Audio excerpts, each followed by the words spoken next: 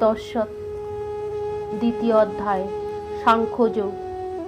সঞ্জয় বললেন, শ্রী মধুসূদন তখন কৃপাবিষ্ট সজল নেত্র বিষাদগ্রস্ত অর্জুনকে বলিতে লাগিলেন। শ্রী ভগবান বললেন, হে অর্জুন, এই সংকট সময়ে কোথা হইতে অনার্য শোভিত এই মোহ জন্মিল? এই মোহ সৎ ব্যক্তি শোভা পায় না, ইহা স্বর্গপথে বাধা, ইহাতে লোকে নিন্দা করে।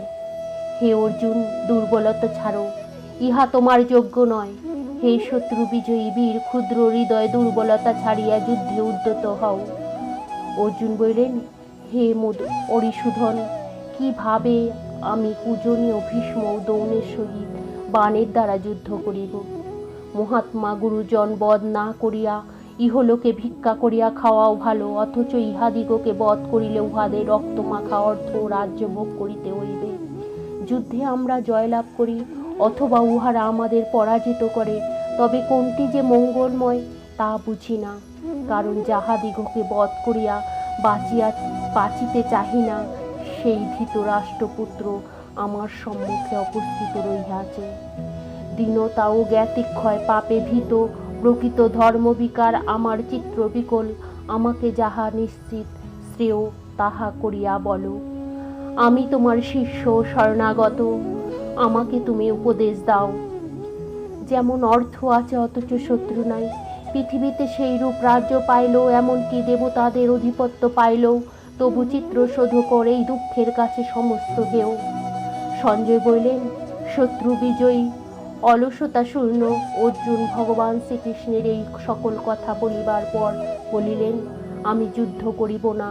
ইহার পর অর্জুন বাক্য হইতে বিরল হইলেন।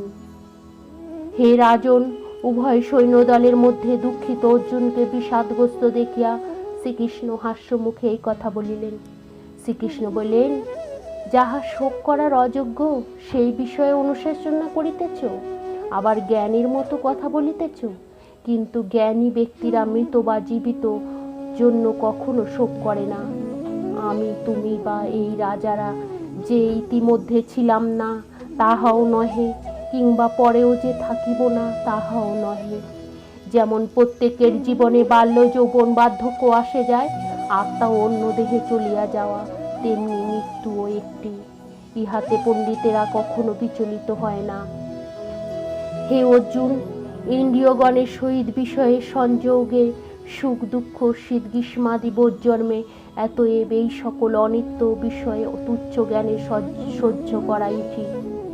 হে পুরুষশ্রেষ্ঠ, যে ব্যক্তি জ্ঞানী তিনি এই সুখ ও দুঃখকে সমান মনে করেন।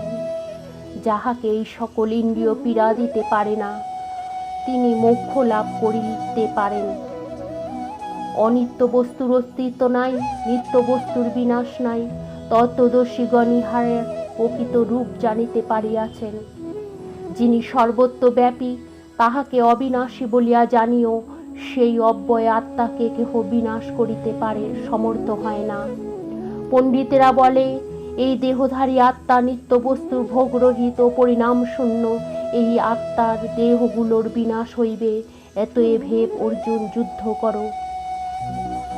যে ব্যক্তি আত্মাকে হন্তা বা হতক বলেন, তাহারা উভয়ে কিছু জানে না। কারণ আত্মা কাহাকেও বধ করে না বা কাহারও দ্বারা হত হয় না। এই আত্মা কখনো জন্মে না বা মরে না, বারবার জন্মে আসে, বৃদ্ধি পায় না। ইহাই ক্ষয়ক্ষতি কিছুই নাই। ইহা অজ, নিত্য, শাশ্বত ও চিরপুরাতন। ইহার দেহ হত হইতে আত্মা হত হয় না। এই আত্মা সর্বদা একই প্রকার, উহা জন্ম বৃদ্ধি ক্ষয়হীন।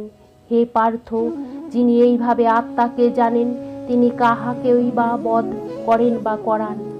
মানব যেমন পুরাতন বস্ত্র ছাড়িয়া নতুন বস্ত্র পরিধান করে, সেইভাবে আত্মাও পুরাতন দেহ ছাড়িয়া নতুন দেহ ধারণ করে।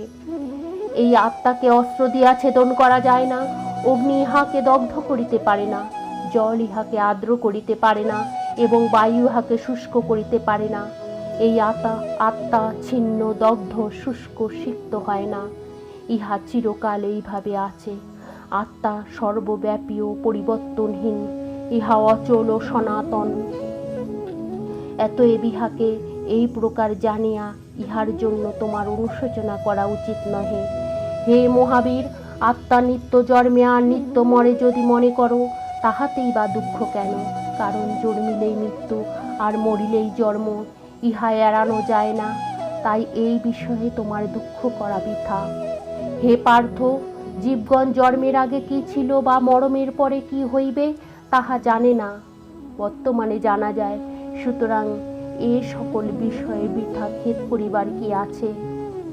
এই আত্মাকে কেহ আশ্চর্য বলিয়া মনে করেন, কেহ আত্মাকে আশ্চর্য রূপে বর্ণনা করেন, আবার কেহ আশ্চর্য বলিয়া শুনেন, কিন্তু ইহার বিষয় শুনিয়াও কেহ ইহাকে জানিতে পারিবে না। হে অর্জুন, ইহা ঠিক যে সকলের দেহে এই যে আত্মা, সে সর্বদাই অবাধ্য। তাই কাহারও জন্য তোমার শোক করা চলে না। আর স্বধর্মের কথা চিন্তা করিলে তোমার চঞ্চল হওয়া উচিত নয়, কারণ ধর্মযুদ্ধের ন্যায় ক্ষত্রিয়ের পক্ষে শ্রেয় আর কিছুই নাই। হে পার্থ, যে সকল ক্ষত্রিয় ভাগ্যবান তাহারাই মুক্ত স্বর্গদ্বারের ন্যায় দৈবক্রমে হেন যুদ্ধের সুযোগ পান। আরও এক কথা বলি, যদি তুমি এ ধর্মযুদ্ধ না করো, তবে তোমায় স্বধর্ম প্রীতিপথ ছাড়িয়া পাপত্যাগী হইতে হবে। তাহা ছাড়াও লোকে সর্বদা তোমার নিন্দা করিবে। জ্ঞানী লোকের অকীর্তি মরণ হইতে শ্রেয়। মহাবীরেরা মনে করিবেন, ভয়ে তুমি যুদ্ধ হইতে বিরত, আর যাহাদের নিকট তুমি সম্মান পাইয়াছ, তাহাদের নিকট তোমার কত হীন হইতে হইবে। তোমার শত্রুরাও তোমাকে হীনবল ভাবিয়া কত অকথ্য কথা বলিবে। এ হইতে দুঃখের বিষয় আর কি আছে? যুদ্ধে দেহত্যাগ করিলে স্বর্গলাভ, আর জয়ে পৃথিবী ভোগ করিবে। এতএব হে পার্থ, যুদ্ধের জন্য মন দৃঢ় করো। সুখ দুঃখ, লাভ ক্ষতি, জয় পরাজয় সমান ভাবিয়া যুদ্ধ করো। ইহা করিতে তুমি পাপভোগী হইবে না। সাংখ্য অর্থাৎ তত্ত্বজ্ঞানের উপদেশ তোমায় বলিলাম, এবার কর্মযোগের বিষয় শোনো। হে পার্থ, তুমি কর্মবন্ধন হইতে মুক্ত হইতে পারিবে। এই নিষ্কাম কর্ম করিলে তাহা কখনো বিফল হয় না, তাহা তো কোনো পাপও হয় না। আর এই ধর্মের অল্পতা দ্বারাও মহাভয় হইতে পরিত্রাণ হয়। হে অর্জুন, এই কর্মযোগ বৃদ্ধি এক বিষয়ে স্থির থাকে, কিন্তু যাহার মন এক বিষয়ে স্থির নয়, তাহার বুদ্ধি কামনা বশত বহুদিকে ধাবিত হয়। হে অর্জুন, কতগুলো বিচারবিহীন লোক বেদের কর্মকাণ্ডের কথা মিষ্টি ভাষায় বলেন, তাহাদের মতে ইহা ছাড়া অন্য তত্ত্ব নাই। জন্ম কর্ম ফলপ্রদ বহু ক্রিয়াযুক্ত ভোগেশ্বর্য তাহারা সর্বদা কামনা পরায়ণ ও স্বর্গকামী হয়। এইভাবে মুগ্ধ ভোগেশ্বর্য আসক্ত ব্যক্তির বুদ্ধি ঈশ্বরে স্থির থাকে না। হে অর্জুন, কর্মকাণ্ড বেদের ক্রিয়া সকল গুণাত্মক। তুমি সকল প্রকার কর্মফলের আশা ছাড়িয়া তত্ত্বগুণ সম্পন্ন হও। সুখ ও দুঃখের দ্বারা বিচলিত হইও না। কিভাবে কোনো বস্তু পাইবে ও রক্ষা করিবে, সেই চিন্তা ছাড়িয়া আত্মবান হও। জলে সর্বদেশ ডুবিয়া গেলে তাহার তুলনায় কূপের ন্যায় সমস্ত বেদের তত্ত্বজ্ঞানের প্রয়োজন। কর্মেই তোমার অধিকার, কর্মফলে তোমার কখনো অধিকার নাই। তুমি ফলের আশা ছাড়ো। এতএব হে অর্জুন, তুমি কর্মত্যাগ করিও না। হে ধনঞ্জয়, যোগস্থ হইয়া ফলের কামনা ছাড়িয়া ফলাফলের সমজ্ঞান কর্ম করিয়া যাও। সর্ব অবস্থায় মনকে এই রূপ রাখিতে পারিলে তাহাকেই যোগ বলা হয়।